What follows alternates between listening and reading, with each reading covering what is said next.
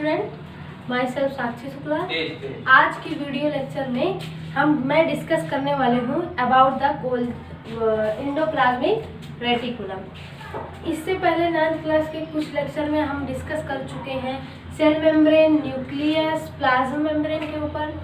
अभी आज के लेक्चर में हम सेल ऑर्गेनल्स पे डिस्कस करने वाले। सेल ऑर्गेनल में एक ऑर्गेनल है जिसका नाम है एंडोप्लाज्मिक रेटिकुलम, उस पर डिस्कस करने वाले हैं। जिस तरीके से हमारे बॉडी में बहुत सारे बॉडी पार्ट्स पाए जाते हैं, सबका अपना अपना स्पेसिफिक फंक्शन है, सबका अपना अपना स्पेसिफिक टास्क है किसी भी काम को करने के लिए। एज अ सेम हमारे सेल के अंदर भी कई सारे ऑर्गेनल्स प्रेजेंट होते हैं, उनका भी अपना स्पेसिफिक फंक्शन होता है। उसके बारे में हम धीरे धीरे करके स्टडी करने वाले हैं। आज की लेक्चर में एंडोप्लाज्मिक रेटिकुलम एक ऑर्गेनल है जिसके ऊपर डिस्कस करने वाले हैं। तो सबसे पहले हम देख लेते हैं व्हाट इज एंडोप्लाज्मिक रेटिकुलम। आखिर एंडोप्लाज्मिक रेटिकुलम है क्या?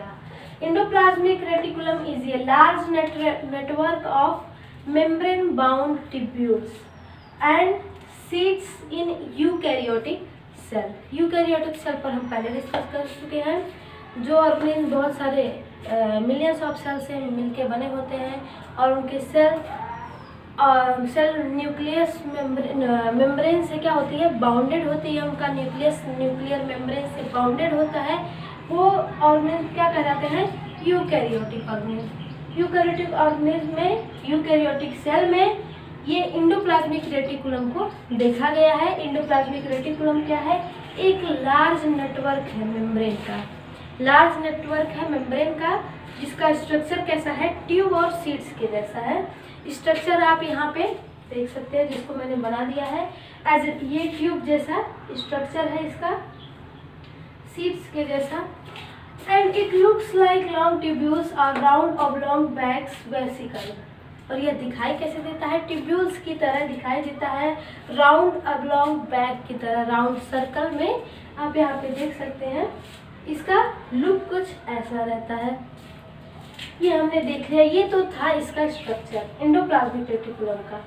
एंडोप्लाज्मिक रेटिकुलम वर्क कैसे करता है? यहाँ पे आप स्ट्रक्चर में देखिए, ये है न्यूक्लियस, ये न्यूक्लियस है। न्यूक्लियस से कुछ ट्यूब लाइक स्ट्रक्चर कनेक्टेड है, यहाँ से लेकर के यहाँ तक, यही एंडोप्लाज्मिक रेटिकुलम है। और ये किसके अंदर है? सेल के अंदर है। और ये जो मेम्ब्रेन आपको दिखाई दे रहा है, ये सभी साइटोप्लाज्म के अंदर है। ये जो मेम्ब्रेन है ये क्या है? सेल मेम्ब्रेन है। सेल का सबसे आउटर कवरिंग मोस्ट लेयर है। Endoplasmic reticulum serve as channel for the transport of material specially as a protein. Endoplasmic reticulum एक चैनल की तरह वर्क करता है किसी भी मटेरियल को ट्रांसपोर्ट करने के लिए। मतलब सेल साइटोप्लाज्म में एंडोप्लाज्मिक रेटिकुलम है, जिसका फंक्शन ये है कि वो जो इम्पोर्टेंट मटेरियल है, यानी स्पेशली प्रोटीन है, उसको एक जगह से दूसरी जगह तक ट्रांसपोर्ट किया जाए थ्रू द एंडोप्लाज्मिक रेटिकुलम। इसलिए हम क्या कह रहे हैं? Endoplasmic reticulum as a network work करता है, ये चैनल है between various region of the cytoplasm और between the cytoplasm and nucleus. Specially protein and और भी अदर जो मटेरियल है उसका ट्रांसपोर्टेशन न्यूक्लियस से लेकर के साइटोप्लाज्म तक होता है। यानी साइटोप्लाज्म में कहीं भी प्रोटीन की ज़रूरत किसी भी अदर ऑर्गेनल को या किसी और फंक्शन के लिए ज़रूरत होगा तो यहाँ से उसका ट्रांसपोर्ट किया जाएगा, यहाँ से मटेरियल का ट्रांसफॉर्मेशन होगा एंडोप्लाज्मिक रेटिकुलम के थ्रू। और ये नेटवर्क कहाँ से कहाँ तक जुड़ा हुआ है? न्यूक्लियस टू साइटोप्लाज्म, यानी कि सेल मेम्ब्रेन तक ये क्या है? कनेक्टेड है। तो ये हमने देख लिया। यहाँ पे न्यूक्लियस है, ये ट्यूब लाइक स्ट्रक्चर कनेक्टेड है। इसको हम RER कहते हैं, इसको SER कहते हैं। ये कनेक्टेड है, ये सेल मेम्ब्रेन के थ्रू क्या करता है? ये जो पैकेज मटेरियल है वो पैकेज के फॉर्म में आता है, वो क्या किया जाता है? सेल मेम्ब्रेन के थ्रू ट्रांसपोर्ट कर दिया जाता है। सेल से बाहर एग्जिट किया जाता है, सेल के अंदर भी कहीं जगह ट्रांसपोर्ट किया जाता है मटेरियल को। तो ये है, ये एज अ नेटवर्क काम करता है। ट्रांसपोर्ट ऑफ मटेरियल के लिए एंडोप्लाज्मिक रेटिकुलम।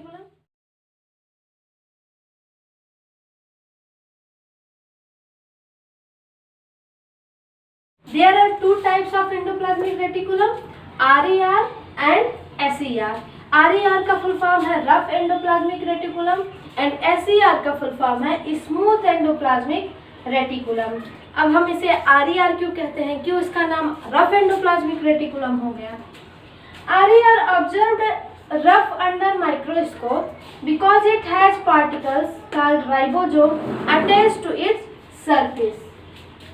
आप स्ट्रक्चर में यहाँ पर देख सकते हैं, ये जो ट्यूब लाइक शीट्स है इस पर कुछ पार्टिकल्स प्रेजेंट हैं। ये पार्टिकल्स क्या है, राइबोसोम है। इनका नाम क्या है, राइबोसोम है। जब भी माइक्रोस्कोप के अंडर में इस ऑर्गेनल को ऑब्जर्व किया गया तो उन्हें क्या दिखा कि कुछ स्ट्रक्चर पे पार्टिकल्स अटैच्ड मिले जिनका नाम है राइबोसोम। तो इन्होंने क्या किया, 2 पार्ट्स में डिवाइड कर दिया। कुछ ट्यूब्स लाइक स्ट्रक्चर देखा तो वहाँ पे ये पार्टिकल्स बिल्कुल भी प्रेजेंट नहीं थे, इसलिए एंडोप्लाज्मिक रेटिकुलम को 2 पार्ट्स में डिवाइड कर दिया।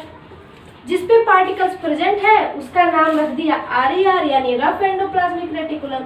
जिस पर पार्टिकल्स नहीं प्रेजेंट है, जिसका स्ट्रक्चर स्मूथ ऑब्जर्व हो रहा है, उसका नाम रख दिए SER smooth endoplasmic reticulum.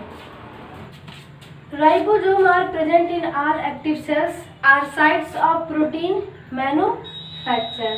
Ribosome जो आपको रफ एंडोप्लाज्मिक रेटिकुलम पर ये अटैच्ड पार्टिकल्स दिख रहे हैं, इसको हम राइबोसोम कहते हैं। राइबोसोम एक साइट है, मतलब साइट है जिसका काम क्या है, प्रोटीन को मैन्युफैक्चर करना, प्रोटीन का सिंथेसाइज करना, प्रोटीन को बनाना ही उसका क्या है, वर्क है।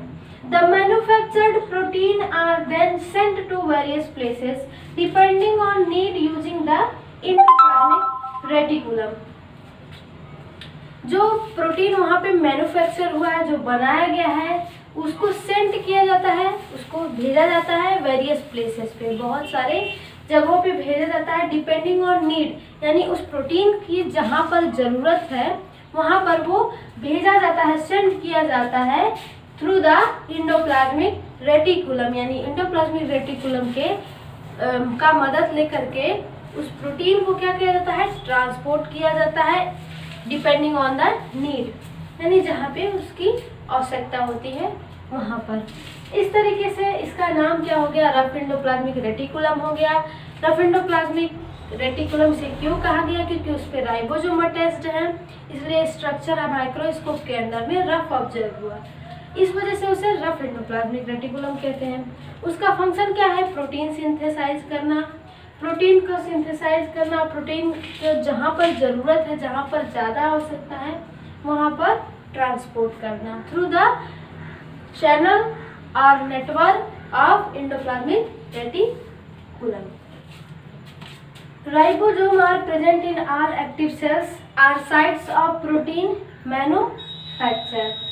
राइबोसोम जो आपको रफ एंडोप्लाज्मिक रेटिकुलम पर ये अटैच्ड पार्टिकल्स दिख रहे हैं, इसको हम राइबोसोम कहते हैं। राइबोसोम एक साइट है, मतलब साइट है जिसका काम क्या है, प्रोटीन को मैन्युफैक्चर करना, प्रोटीन का सिंथेसाइज करना, प्रोटीन को बनाना ही उसका क्या है, वर्क है।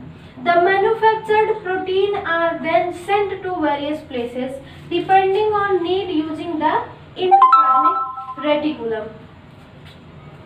जो प्रोटीन वहाँ पे मैन्युफैक्चर हुआ है, जो बनाया गया है, उसको सेंड किया जाता है, उसको भेजा जाता है वेरियस प्लेसेस पे, बहुत सारे जगहों पे भेजा जाता है डिपेंडिंग ऑन नीड, यानी उस प्रोटीन की जहाँ पर ज़रूरत है वहाँ पर वो भेजा जाता है, सेंड किया जाता है थ्रू द एंडोप्लाज्मिक रेटिकुलम, यानी एंडोप्लाज्मिक रेटिकुलम के का मदद लेकर के उस प्रोटीन को क्या किया जाता है, ट्रांसपोर्ट किया जाता है डिपेंडिंग ऑन द नीड, यानी जहाँ पे उसकी आवश्यकता होती है वहाँ पर।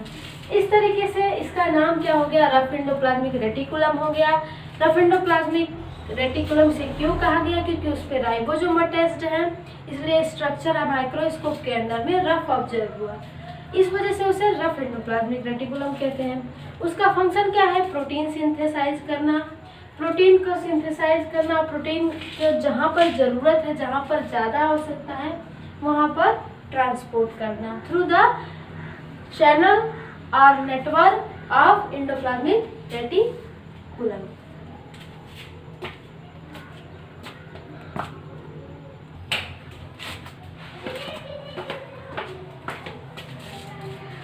आर डिस्कस कर चुके हैं। एस देख लेते हैं। S help in the manufacture of fat molecule और लिपिड मॉलिक्यूल। एस क्या रोल प्ले करता है? ये फैट मॉलिक्यूल्स और लिपिड मॉलिक्यूल्स को मैन्युफैक्चर करता है, बनाता है। These proteins and lipid help in the building the cell membrane. जो प्रोटीन एस के थ्रू बनाया जाता है, जो लिपिड मॉलिक्यूल्स रेडी किए जाते हैं, उनको वो क्या हेल्प करते हैं? In the building of the cell membrane, यानी कि सेल मेम्ब्रेन को बनाने में, यानी सेल मेम्ब्रेन के फॉर्मेशन में रोल प्ले करते हैं। This process is known as membrane biogenesis. और इस प्रोसेस को, यानी सेल मेम्ब्रेन को बनाने का जो प्रोसेस है, यानी लिपिड मॉलिक्यूल के थ्रू क्या बनाया जाता है? प्लाज्मा मेम्ब्रेन हम पहले ही पढ़ चुके हैं। तो लिपिड मॉलिक्यूल के हेल्प से प्लाज्मा मेम्ब्रेन को रेडी किया जाता है, पूरी तरीके से सेल मेम्ब्रेन को बनाया जाता है। जो प्रोटीन, यानी कि एसईआर स्मूथ एंडोप्लाज्मिक रेटिकुलम क्या बनाता है? Protein and lipid.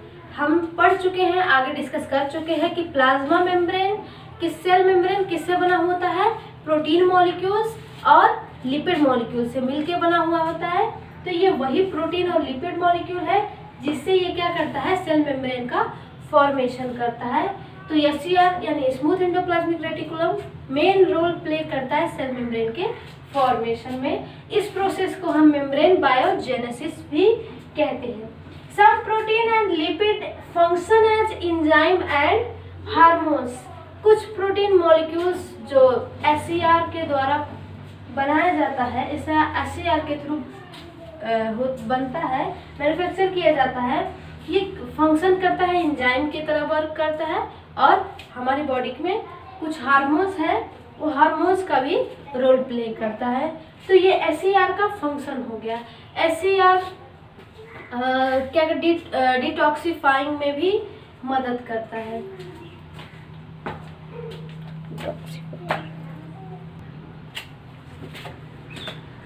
SCR plays crucial role in detoxifying many poisons and drugs. SCR बहुत ही इम्पोर्टेंट रोल प्ले करता है डिटॉक्सिफाइंग में, यानी जो हम बाहर से जो पॉइजन लेते हैं या फिर जो ड्रिंकर्स है, जो ड्रिंक करते हैं, ड्रग्स लेते हैं, उसको ये क्या करता है? डिटॉक्सिफाई करता है। मतलब कि ये जो जहरीला पदार्थ हमारे बॉडी में चला जाता है, उसको ये एक तरीके से क्लीन करता है, उसको डिटॉक्सिफाई करता है। तो ये यहाँ पर बहुत ही ज़्यादा इम्पोर्टेंट रोल प्ले कर रहा है स्मूथ एंडोप्लाज्मिक रेटिकुलम।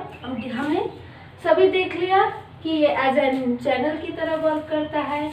इसमें पैकेजिंग होता है, प्रोटीन का पैकेजिंग होता है, फिर ट्रांसपोर्टेशन किया जाता है साइटोप्लाज्म में, जहाँ पे भी इसकी ज़रूरत होती है प्रोटीन्स की, वहाँ पर एंडोप्लाज्मिक रेटिकुलम नेटवर्क के थ्रू चीज़ों को क्या, प्रोटीन को क्या किया जाता है?